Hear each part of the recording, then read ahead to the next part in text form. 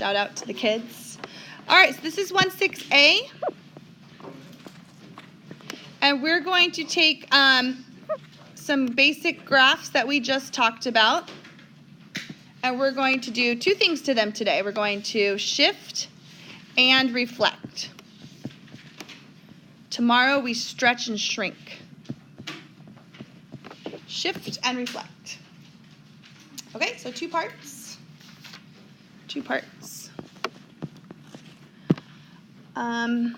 We're going to do some shifts.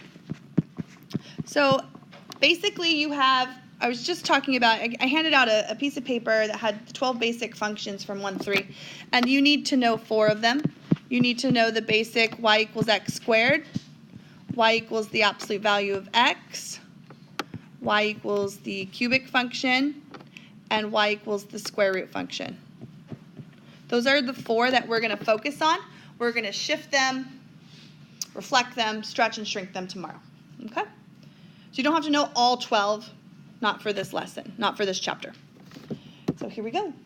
All right, let's talk about horizontal and vertical shifts. So let's start with a horizontal shift. So if I'm going to take my if I'm going to take my absolute value graph and I want to shift it 2 to the right, okay? Do you remember what we did to do that in Algebra 2? A horizontal shift happens inside the function. So if I'm going to take a function, I'm going to have y equals f of x minus c. Now I can apply this shift to any of these parent functions up here, and it's going to do the exact same thing to all of them. It's going to take this and it's going to shift this function c units to the right. What's so funny, Ryan? Nothing. Wow. I'm sorry I asked. Oopsie boo-boos. Okay. So y equals f of x minus c, c units to the right. So let me give you an example, okay? Let's do all of them real quick. We're not going to graph it. I just want to show you what units to the right. Let's do like 3 units to the right. So that would be y equals x minus 3 squared. Do you remember graphing that last year as a parabola? You start at the origin, you go 3 to the right. And then if you have the absolute value of x minus 3, it's the exact same shift, but we're going 3 to the right and making a V shape instead. Same thing if you had a cubic function, x minus 3 cubed. It would just be your cubic function shifted 3 to the right, and then the square root function shifted 3 to the right. Okay, so those are all, the same shift. It all happens on the inside of the function, on the inside of squared, inside of, absolute value. Okay, so if I did give you, let's put a little box around that. If I said y equals f of x plus c, what do you think that would do? Perfect, yes. C units to the left. Good job, Ben. Ben's a sophomore. All right, so there you go. No one cares. No offense, Ben. Nobody cares. All right, so that's our horizontal shifts. Okay, let's do vertical shifts. Our vertical shifts, we're going to have 2 of them, just like we had 2 horizontal shifts. And a vertical shift would be y equals f of x plus c on the outside. It's taking all of your f of x, all of your y values, and it's making them go up c units. So this would be up c units. Okay. So if I wanted to shift a parabola up 3 units, then my parent function would be y equals x squared and then plus 3. And you did that last year too. Same thing for absolute value. So you have the absolute value of x, but you're shifting it plus 3, so up 3. This is not to be confused with to the right or left. Same thing with your cubic function. It's on the outside of your cubic function. And then the square root function, it would be on the outside of the square root function. Okay? So you're pretty good. And if you put both of those together, you get a diagonal shift because you're shifting up and to the left or right. So, and you're probably getting super bored because you've already learned all this. Well, sometimes we got to reteach it. And then, of course, if you had f of x minus c, then that would be down c units.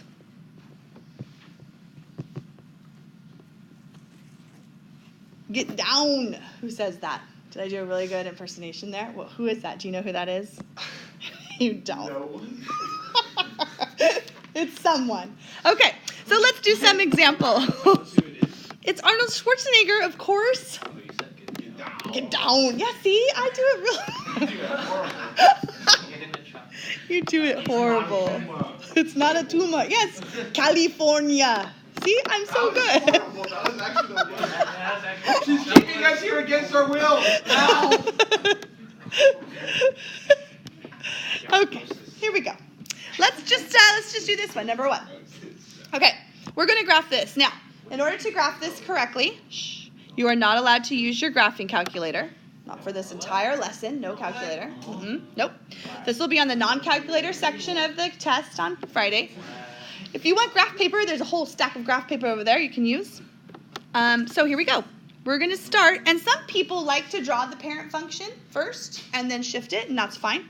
Okay? So if you want to, you can start. Your parent function is, I'm going to draw it in red. It's just the V shape right here. It goes through 1, 1, negative 1, 1, and 0, 0. So I'm going to take that parent function. I'm going to shift it 3 to the right and 1 up. Okay? So we'll go 1, 2, 3 to the right and 1 up. And I kind of think of this as slope in a way. Like the slope is just 1. So you go up 1, over 1. Nothing's been stretched or distorted. And it would be the absolute value graph. And that's it. And you learned how to do that last year. You did. In lesson 2.7 in your Algebra 2 book. All right, let's do another one. Number 2. Let's do f of x equals the square root of x minus 4. F of x equals the square root of x minus 4. All right, so you're taking your basic parent function of just the radical, which if you want to plot some points, it would look 1, 2, 3, 4, and 2, and 1, 1, and 0, 0. So there it is. I do a dashed line because that's not what I want for my graph. And I'm going to take that and I'm going to shift it down 4.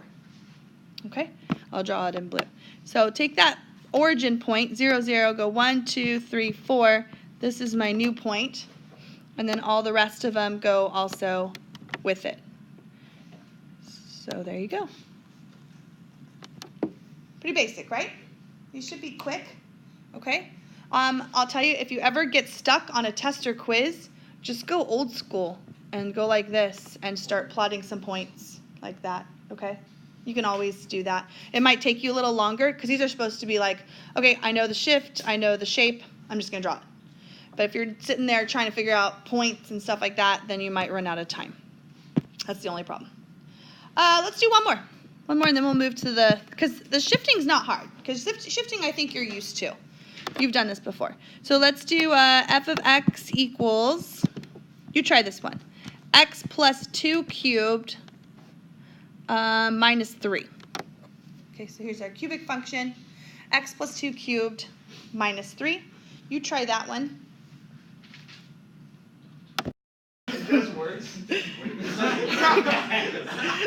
Okay, let's go. 2 to the left and 3 down.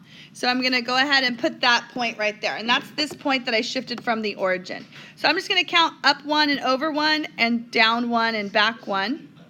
And then here's my graph. Okay? And it's just the shape of it. I might even be a little off right there. I think I am. Yeah, a little bit, huh? Yeah, I'm off a little bit. Okay, by the way, they're going to also ask you to rewrite this using f of x. Okay? So they ask you to rewrite it using f of x. You would write y equals f of x minus 3 plus 1. Okay? So without the absolute value. This is just in general. What is this doing to a function? It's shifting it 3 and then plus 1. So this one would be y equals f of x minus 4. Okay, it's just kind of a weird way, but the book likes you to do this. This one right here, y equals f of x plus 2 minus 3. Don't put the cubic in there. Don't put the square root in there. It's just, in general, an f of x, okay, a function. What is this doing to this cubic function? It's shifting it to -3. All right, let's do the last part. Part B. Now we're going to do some reflections. Reflections are a little tough. Shifts not so much. Shifts you're used to. Reflections can get tricky. Okay, we're going to have 3 reflections, really. I really think there's 2, but the book talks about 3. We're going to have a reflection across the x-axis. Okay, so like if you had a parabola and you needed to reflect that down across the x-axis, you'd put a negative out front of it, right? Yeah, you know that. So this would be y equals negative f of x. Okay, f of x are the y values. You take all your positive y values and you make them now negative. That would reflect over the x-axis, right?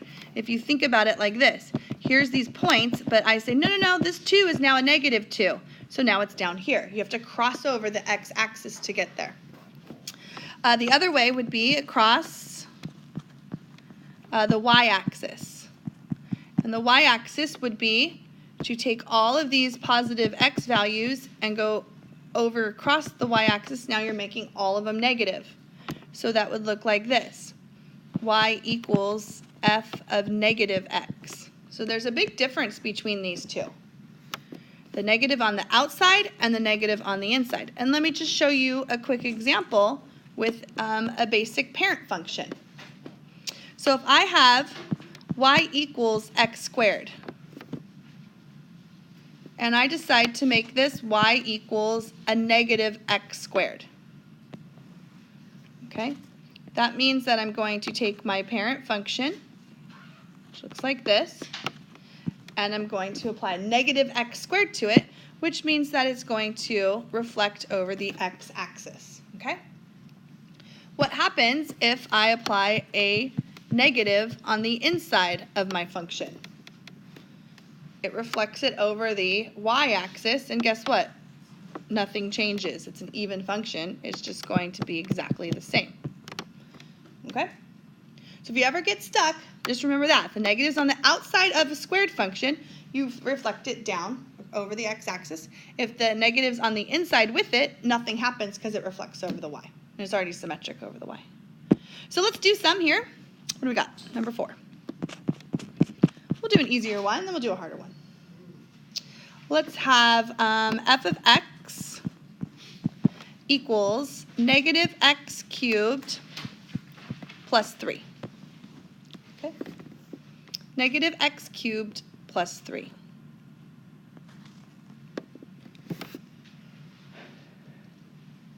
Yeah. Oh, I thought you had a question. Sorry. All right, so for a negative x cubed, if I have my basic parent function here, I'll draw it in red. Okay, there's the shape of it. It's an x cubed. The negative on the outside reflects everything over the x-axis. So what happens is it goes like this.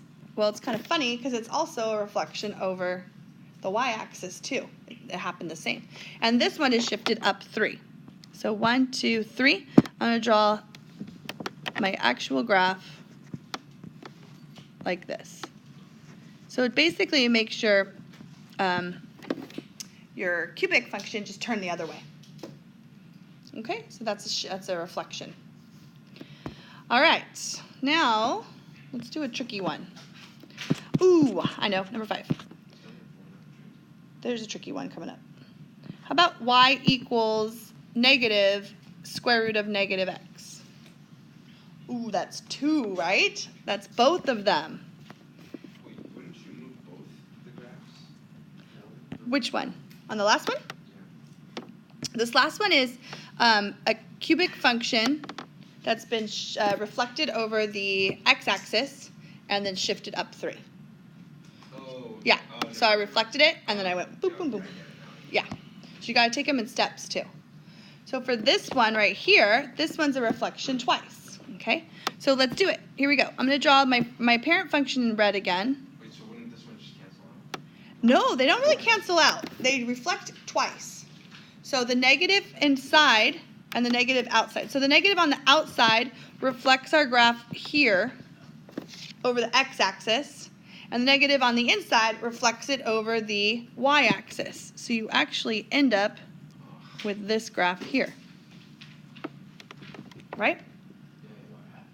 Well, and then think about it. If you get stuck, okay, because I know some of you are going to get stuck because this is hard. This is like I reflected this way.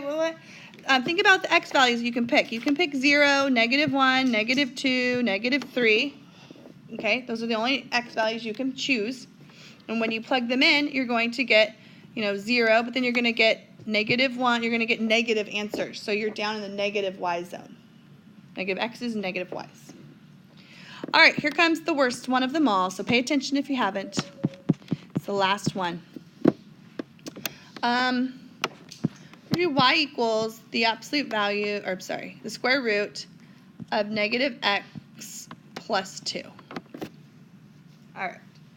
This has been a problem for people over the years because you're reflecting over the y-axis and you're shifting left and right. So when you're reflecting and you're shifting, there's a big difference between like if I shift and then I reflect, or if I reflect first and then shift, okay? So I'm going to teach you 2 ways to look at this problem. One is you can think of this as, okay, I'm going to take this and I'm going to shift it 2 to the left, okay?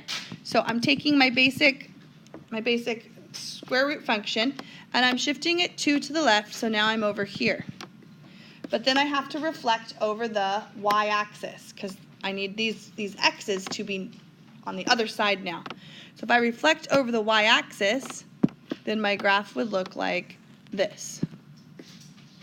Do you see that? You take this graph and reflect it over the y-axis, and so then this would be your graph here. The green one is the good one. That's what it would be. Okay. Some people don't like that. They think that's kind of confusing because they're like, what if I reflected first and then shifted? Then it wouldn't work. Unless you change your equation. And some people like to think of it like this. It's negative x minus 2. Because if you look at this, you're like, how am I over here at plus 2? I was supposed to shift to the left 2. But the shift is on x. Now the shift's on x here. So I would have to reflect first. So I'm going over the y-axis, and then I'm shifting over 2, and I'm still here. So these are different. This first one, and I'll write it down for you because it's a little confusing. This first one is to shift left 2 and then reflect. And you have to do it in that order. Reflect over the y-axis. This one up here is to do this reflection first, reflect over the y-axis, and then shift 2 to the right. But if you do either one, you get the right answer. Okay? If you ever get confused again, make sure you draw a little T-chart and work it out that way. All right, I think I'll give you your test back today.